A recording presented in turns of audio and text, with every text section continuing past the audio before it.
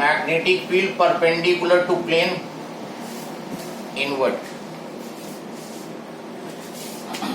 This figure is given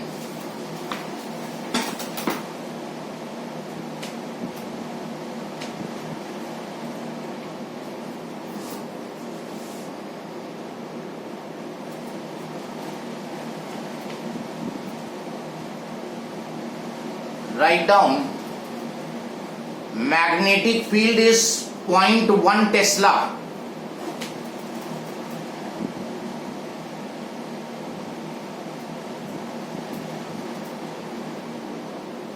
Full stop. State rod CD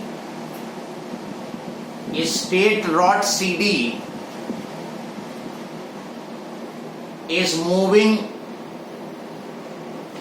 with constant velocity 5 meter per second.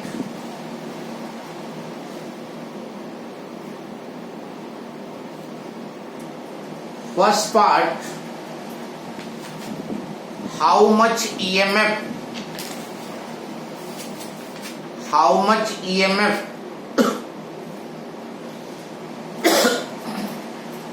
is induced between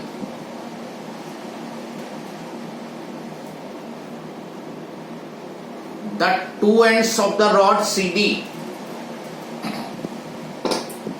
How much EMF will be induced between the two ends of the rod CD? And second, what is the direction in which induced current flows?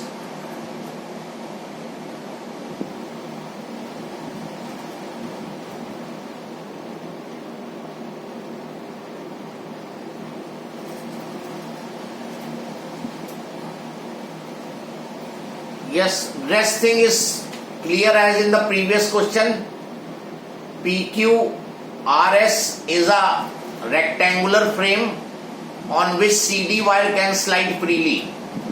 और CD की velocity दी है, CD की length दी है, magnetic field is given.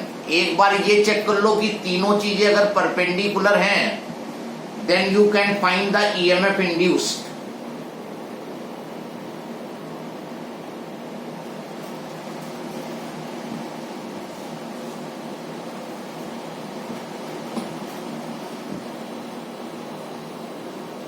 Sir, 0.2 volt. 0.2 volt. Yes.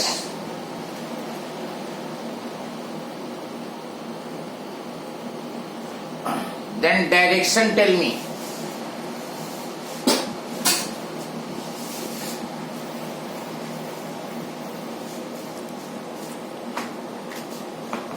So rod is moving in magnetic field. B is equal to BLV. Magnetic field 0.1 बोला है शायद, length 0.40 और velocity दी है 5 metre per second. I think 5 metre per second. तो 0.2 volt you are getting. So EMF induced is 0.2 volt. Direction बताओ. Sir, C to D. C to D. और लोग find करें direction. Sir C to D. और लोग find करें.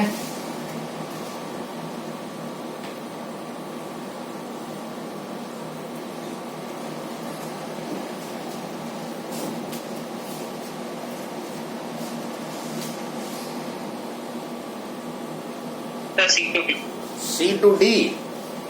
अरे तुम लोगों ने 4-5 दिन बर्बाद कर दिए मेरे पढ़ाने के. देखो कई तरीके से फाइंड कर सकते हो, जरा ध्यान देना. फिर बता रहा हूं. ये रॉड में फ्री इलेक्ट्रॉन्स होंगे अगर ये वाला कंसेप्ट ले रहे हो. जब रॉड राइट में मूव करेगी तो इलेक्ट्रॉन भी राइट में जाएगा. तो हम ये देखते हैं कि इलेक्ट्रॉन पे फोर्स किधर लगेगा, तो फ्लेमिंग्स लेफ्ट हैंड रूल लो। या मैग्नेटिक फील्ड इनवर्ड है और इलेक्ट्रॉन रॉड के साथ राइट में जा रहा है, तो मिडिल फिंगर लेफ्ट में हो गई, तो इलेक्ट्रॉन पे फोर्स डाउनवर्ड लगा। यही किया था ना तुमने, इलेक्ट्रॉन पे फोर्स डाउनवर्ड लगा,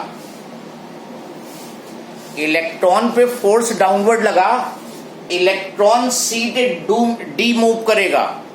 और करंट का डायरेक्शन क्या होता है? How is the direction of current and direction of flow of electron related to each other? So current flows opposite to the flow of electrons. Current flows opposite to flow of electron. So what is the direction of current? He is asking the direction of current. So what is the direction of D to current? C. D to C. Direction of current D to C.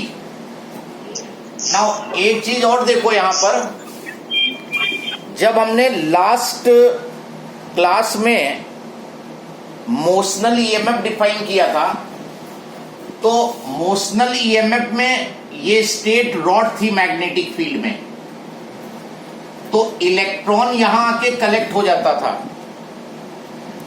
But this time close path is available for the electron to flow. Electron यहां collect नहीं होगा इस बार, electron के पास close path है, तो वो electron इस तरह से क्लॉकवाइज मूव करने लगेगा और करंट अपोजिट डायरेक्शन में फ्लो करेगी। तो यहां पे तुम्हें करंट भी मिल सकती है। वहां केवल ईएमएफ इंड्यूस मिला था क्योंकि केवल रॉड मूव कर रही थी, सर्किट क्लोज नहीं था, और यहां सर्किट क्लोज है, you will get the current, इसीलिए उसने इंड्यूस करंट का डायरेक्शन पूछा है। तो एक तो ये इलेक्ट्रॉन के कंसेप्ट से निकाल सकते हो, दूसरा हमने फ्लेमिंग्स राइट हैंड रूल बताया था लास्ट टाइम, याद है किसी को? देखो चेक करो, you have written Fleming's right hand rule for direction of induce current. Check करो उसको। ये मैग्नेटिक फील्ड थी 4 फिंगर, ये middle finger induce current, right hand use करना है सबने।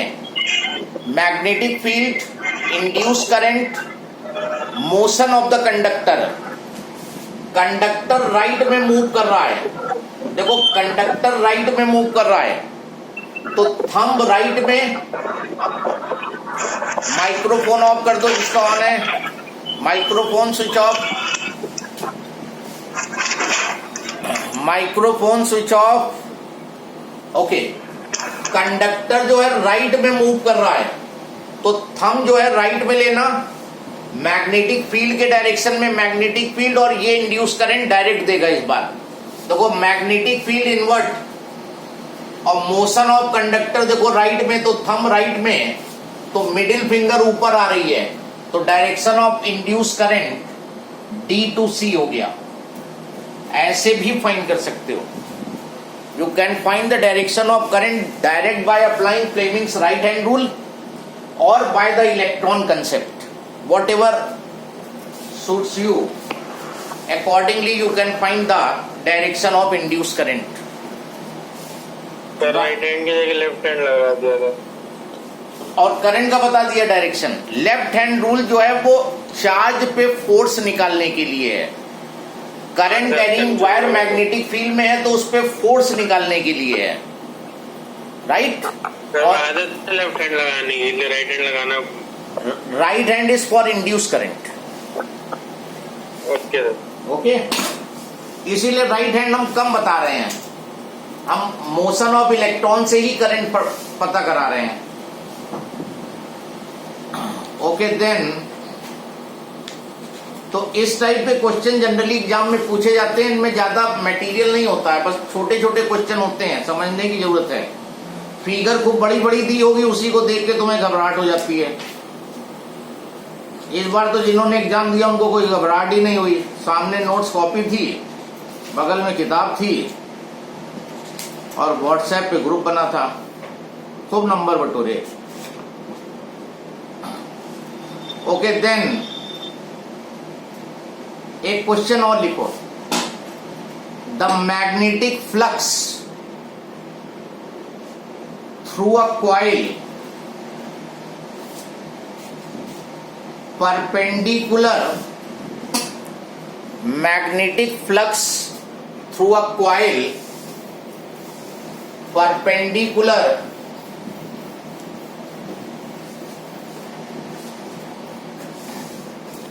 to its plane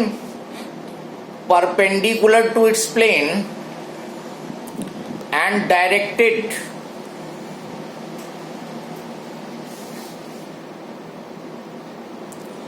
into the paper varies with time t,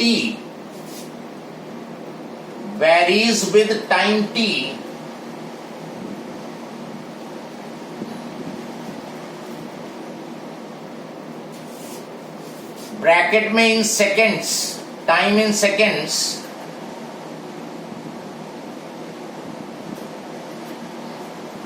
bracket close, according to the relation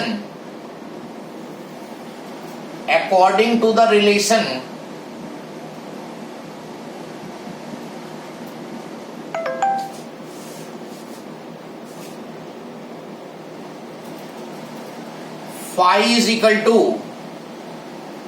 6t square plus 7t plus 1 milliweber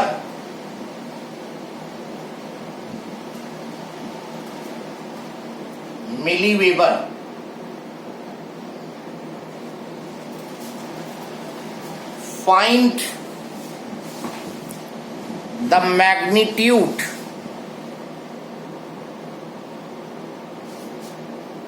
of the EMF induced,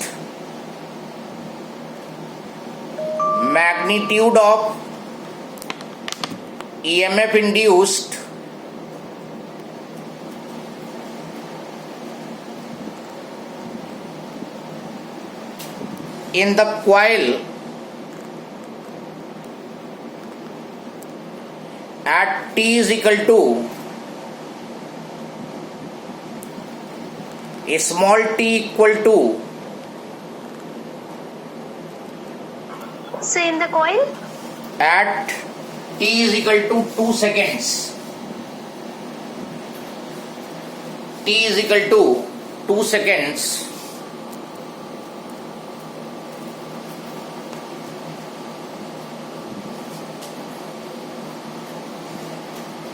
also find the current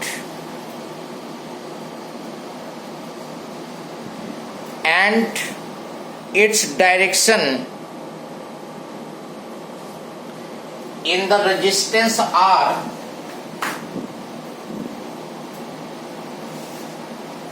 if R is 10 ohm. R is 10 ohm. Now अब यहां पे देखते हैं, जरा इसको पहले detail में देखते हैं. ये जो कॉइल है, this is situated in a magnetic field. ये कॉइल मैग्नेटिक फील्ड में सिचुएटेड है and induced current will be there only if the magnetic flux will change. अगर मैग्नेटिक फ्लक्स चेंज होगा तभी EMF इंड्यूस होगा. अच्छा, उसने जो फ्लक्स दिया है 6t square plus 7t plus 1, ये जो फ्लक्स है ये टाइम के साथ चेंज हो रहा है. अब कॉइल तो मूव कर नहीं रही है, तो इसका मतलब मैग्नेटिक फील्ड यहां चेंज हो रही होगी. मैग्नेटिक फील्ड टाइम के साथ चेंज हो रही है. जैसे मान लो 0 सेकेंड की अगर बात करें तो ये 0 हो जाएगा, ये 0 हो जाएगा, जो फ्लक्स आएगा वो 1 वेबर आएगा.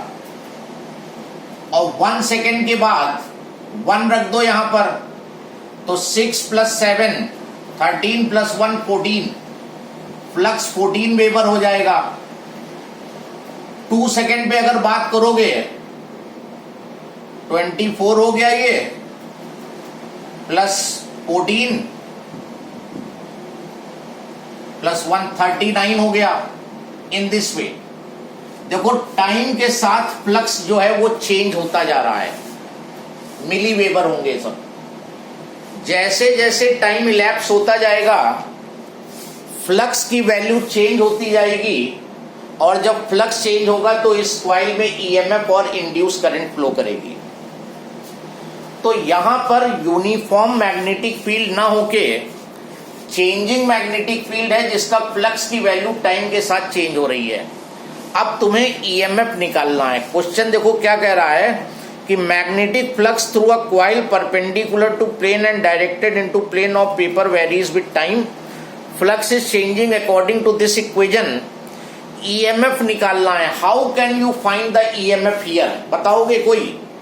डिफरेंशिएट करके। यस, हमने बताया था अगर कैलकुलस फॉर्म यूज करनी है तो E is equal to minus d∅/dt। ये फॉर्मूला भी नोट कराया था मैंने फैराडेज लॉ का। EMF can also be calculated by differentiating flux with respect to time. तो इसको डिफरेंशिएट कर दो। d/dt is equal to 6t² plus 7t plus 1। इसको डिफरेंशिएट करोगे। अगर थोड़ा हल्का फुल्का याद होगा 11 का मैथ्स वालों ने तो शायद डिफरेंशिएशन पढ़ी ली होगी, बायो वालों को ये याद होना चाहिए, डिफरेंशिएशन पता होना चाहिए।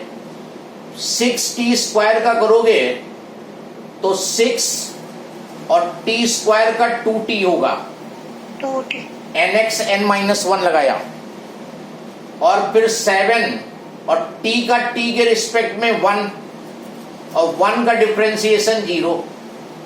तो ईएमएफ आ गया 12t प्लस 7 मिली वोल्ट।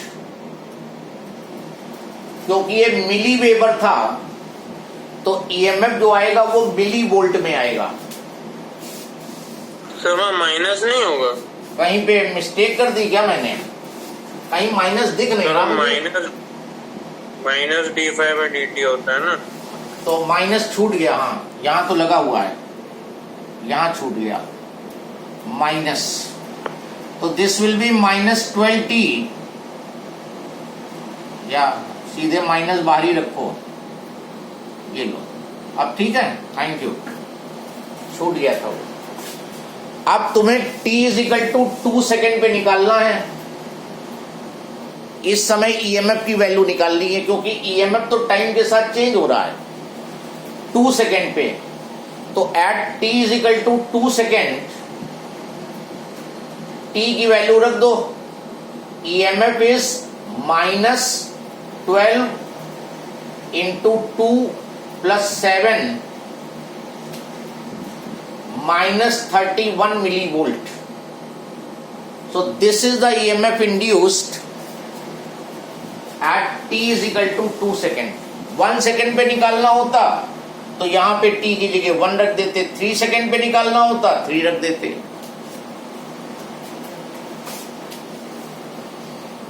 तो कभी कभी अगर ऐसी प्रॉब्लम आ जाए तो सिंपल डिफरेंशिएशन होगा, बहुत कॉम्प्लिकेटेड नहीं होगा। And you differentiate and you will be getting the EMF. आगे वो कह रहा है करंट निकालो। अब इस सर्किट का टोटल जो रेजिस्टेंस है वो 10 ओम है, और वोल्टेज तुम्हें पता चल गई है। तो अगर वोल्टेज मालूम है और करंट निकालनी है तो क्या फॉर्मूला होता है? I is equal to E/R लगा दो। Current is equal to E/R। EMF दिया है -31 millivolt divided by 10 -3.1 milli ampere.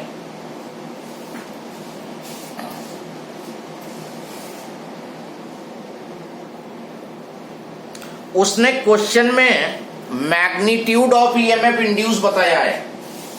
तो मैग्नीट्यूड में तुम्हें मैग्नीट्यूड देना है, तो फिर मैग्नीट्यूड में 31 मिलीवोल्ट दोगे, एंड करंट का भी मैग्नीट्यूड हो जाएगा 3.1 मिली एम्पियर।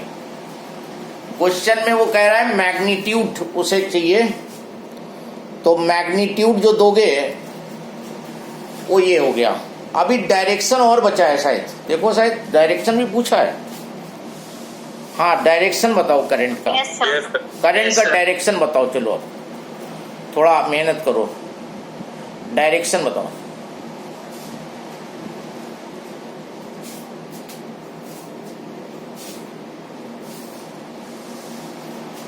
यहां फ्लेमिंग्स राइट हैंड रूल तो नहीं लगा पाओगे क्योंकि कंडक्टर में मोशन नहीं है,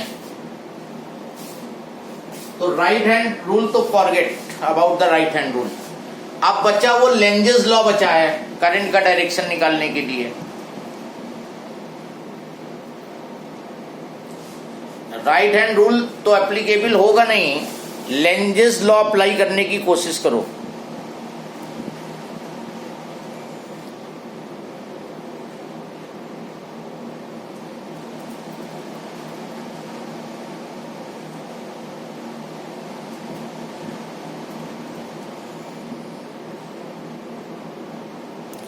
Lenge's law states that direction of induced EMF or induced current is in such a way that it opposes the cause due to which it is produced। जिसकी वजह से EMF प्रोड्यूस होगा उसको ये oppose करेगा। अब यहां पे देखो फ्लक्स चेंज हो रहा है, एरिया तो कॉइल का चेंज हो नहीं रहा है, फ्लक्स चेंज होना है और फ्लक्स के फॉर्मूले में BA cos थीटा होता है। एरिया चेंज नहीं हो रहा, थीटा चेंज नहीं हो रहा है, ना तो कॉइल का रोटेशन हो रहा है ना तुम्हारा एरिया चेंज हो रहा है, लेकिन फ्लक्स चेंज हो रहा है, तो इसका मतलब फील्ड चेंज हो रही है। यहां पर तुमने कंक्लूजन ये ड्रॉ किया कि फील्ड चेंज हो रही है टाइम के साथ। ये जो फाई की वैल्यू चेंज हो रही है टाइम के साथ, ये बी के चेंज होने की वजह से हो रही, मैग्नेटिक फील्ड के चेंज होने से। अच्छा ये बताओ फ्लक्स टाइम के साथ इंक्रीज हो रहा था कि डिक्रीज हो रहा था?